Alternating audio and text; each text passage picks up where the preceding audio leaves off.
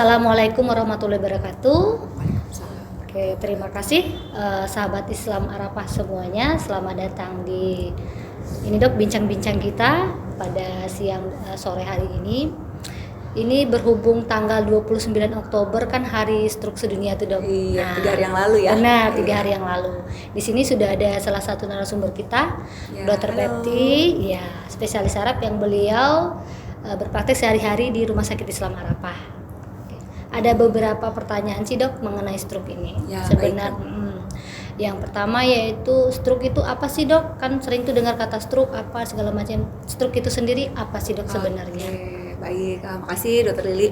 Jadi stroke itu yang jelas bukan stroke belanja ya. Jadi stroke itu gangguan neurologi ya, yang terjadinya itu mendadak ya, atau dia perbaikan tapi setelah 24 jam. Ya, jadi dia kejadian selalu tiba-tiba. Gangguan neurologi bisa vokal sedikit saja atau global. Vokal itu contohnya hanya tiba-tiba bicara pelo, atau global itu bisa sampai penurunan kesadaran nggak sadar. Nah, yang kuncinya terjadinya tiba-tiba dan dia akan tidak ada penyebab lain selain penyebab vaskular, artinya ada gangguan di pembuluh darah otak. Nah, itu. Oke, baik. Itu penjelasan dari Dokter Pepti mengenai apa sih itu stroke. Jadi sahabat kan nggak bertanya-tanya lagi tuh stroke itu apa, jadi mengerti nih. Nah Dok, seandainya nih ada salah satu keluarga tetangga atau apa di rumah tiba-tiba mengalami hal yang dokter bilang, pelo misalnya tiba-tiba, atau pada bangun tidur lemah anggota geraknya Dok, kaki atau tangannya tiba-tiba susah digerakin. Apa sih Dok tindakan awal yang perlu dilakukan di rumah biar pada tetangga atau saudara terdekat biar tidak panik? Apa nih yang tindakan yang pertama dilakukan Dok kalau ketemu kasus seperti itu? Do and don'ts-nya ya, apa yang harus dilakukan dan apa yang jangan dilakukan, barangkali gitu ya Dokter Li ya. Jadi pertama kita harus aware dulu dengan stroke ya, aware sama stroke itu segala sesuatu yang kejadiannya tiba-tiba, yang tadinya nggak ada jadi tiba-tiba ada, atau tadinya ada tiba-tiba nggak ada gitu. Misalnya tadinya tuh nggak ada keluhan sakit kepala, tiba-tiba sakit kepala hebat. Nah itu ya tiba-tiba. Terus ada yang tadinya ada tiba-tiba nggak ada, tadinya dia bisa ngomong tiba-tiba mendadak nggak bisa ngomong, atau tadinya wajahnya lurus kok tiba-tiba mencong gitu ya. Tadi paling sering memang kejadian stroke itu namanya wake up stroke, pada saat bangun tidur baru sadar kalau kena stroke. Mungkin kejadiannya pas malam pas tidur, atau mungkin mendekati bangun tidur gitu ya. Nah apa yang harus dilakukan? Pertama kita apa yang harus dilakukan, tidak boleh dilakukan dulu, dan ini sering banget masyarakat awan. Pertama sering itu panik terus ngasih minum. Nah hati-hati ya, kalau ada pasien yang kita curiga stroke sebaiknya tidak usah dikasih apapun dalam mulut, karena khawatirnya jadi di saluran di mulut dan tenggorokan kita ini ada 2 saluran, satu untuk nafas, satu untuk mencerna atau menelan. Saat orang sedang kena stroke di awal sering terjadi kelemahan dari otot-otot menelan Dok. Jadi kita langsung kasih air, tersedak masuknya justru ke saluran nafas, dan itu memberat sekali, membuat pasiennya tadinya tidak terlalu berat jadi berat dan bisa bahkan nggak ketolong. Jadi itu mungkin perlu disampaikan masyarakat awam, nggak usah langsung cepet-cepet dikasih minum, nggak usah. Ya insya Allah malah minum tuh nggak akan nolong apapun gitu ya. Kemudian yang jangan dilakukan sering banget ini melakukan tusuk-tusuk jarum. Ya misalnya nih stroke, kemudian apa yang dilakukan untuk menyelamatkan gitu ya, mitosnya dilakukan tusuk-tusuk jarum karena supaya melancarkan aliran darah katanya. Itu jangan. Kenapa? Ya stroke itu memang ada sumbatan atau mungkin ada pecah pembuluh darah tapi di otak, bukan di tangan dan di kaki. Jadi itu malah memperberat keadaan, bikin infeksi dan memperpanjang waktu. Yang harusnya cepat segera diberikan penanganan malah kita tusuk-tusuk tidak berdasarkan indikasi gitu ya. Nah kemudian apa yang harus dilakukan? Sebenarnya satu saja yang harus dilakukan, segera ke RS, nggak ada lagi. Segera ke rumah sakit, bukan ke puskesmas kalau kejadiannya baru ya, bukan ke dokter praktek, bukan ke tenaga kesehatan lainnya seperti bidan atau perawat ya, tapi segera ke rumah sakit. Kenapa? Karena ada yang namanya periode emas penanganan stroke, 4,5 jam sejak kejadian yang kita duga stroke, misalnya tiba-tiba mencong, tiba-tiba bangun tidur berat gitu ya. 4,5 jam pokoknya sampai obat masuk itu. Kalau dalam 4,5 jam insya Allah pemulihannya jauh lebih besar, peluangnya pemulihan lebih baik dibanding kita menunda gitu. Tapi bukan berarti kalau udah lewat 4 jam setengah nggak usah ke rumah sakit ya, tetap harus ke rumah sakit. Nah mungkin itu, segera ke rumah sakit aja, nggak usah diapa-apain gitu. Oke, terima kasih dok, penjelasan yang sangat luar biasa sekali, ilmu juga buat kita nanti kalau di rumah ketemu tetangga atau keluarga terdekat segera bawa ke rumah sakit. Kemudian nih dok, kalau ini kan beberapa orang ada yang ini gimana sih cara mencegah biar saya nggak sampai kena stroke nih gitu kan, takut dok sama faktor usia segala macam, mungkin mempengaruhi salah satunya dok. Untuk pencegahannya apa sih dok biar tidak sampai jatuh kita kena penyakit stroke gitu? Iya, bagus banget ya pertanyaannya Dr. Lili, dan itu harusnya concern kita semua. Jangan tunggu sakit. Jadi ada 3 jenis pencegahan. Pertama, pencegahan sekunder. Artinya pasien sudah pernah kena stroke, jangan sampai terulang lagi stroke karena potensinya besar. Artinya seseorang yang sudah pernah kena stroke itu memiliki faktor resiko, entah itu darah tinggi, kolesterol, diabetes ya. Itu harus dijaga terus. Bukan ketergantungan obat, tapi memang harus dijaga dalam kondisi semuanya stabil supaya tidak terulang stroke. Itu yang pertama, pencegahan sekunder. Kedua, pencegahan primer. Pencegahan primer ini dok, jadi orang-orang yang memiliki faktor risiko stroke itu harus menjaga atau menutup rapat semua faktor risiko supaya semuanya dalam kondisi normal. Apa saja faktor risiko stroke? Faktor risiko stroke yang tidak bisa diubah dan yang bisa diubah. Yang nggak bisa diubah usia, jenis kelamin ya, usia di atas 55 tahun tuh nggak bisa kita apa-apain ya, artinya udah beresiko tinggi.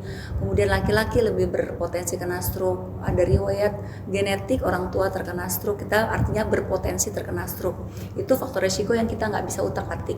Nah ada faktor risiko yang bisa kita utak-atik atau bisa dimodifikasi. Itu terdiri atas pertama ya hipertensi.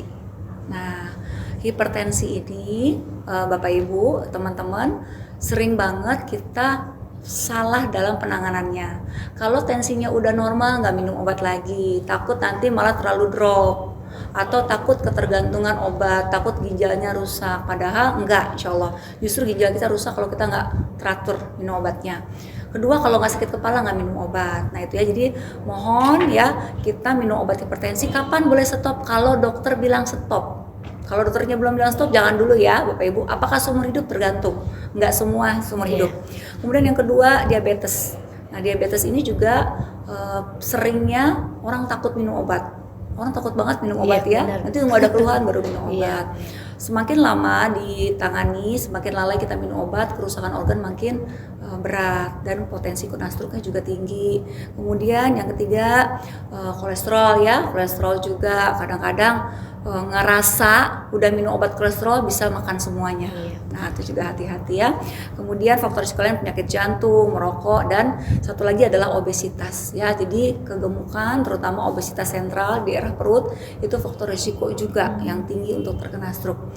Itu pencegahan primer, artinya orang yang punya diabetes, hipertensi, kolesterol, gemuk itu harus menjaga dirinya supaya tensinya normal, gula darahnya normal, berat badannya normal, tidak ada yang naik, asam uratnya normal, supaya kecil celah untuk terjadi stroke. Nah terakhir yang paling penting, ini kayaknya anak muda harus mulai ya, adalah prevensi primordial dok. Primordial tuh dari benih gitu ya, supaya apa maksudnya prevensi primordial? Orang yang masih sehat jangan punya faktor risiko stroke. Orang yang masih sehat nih anak-anak muda jangan kena hipertensi, jangan kena diabetes, jangan kena kolesterol dan sebagainya, faktor-faktor risiko tadi.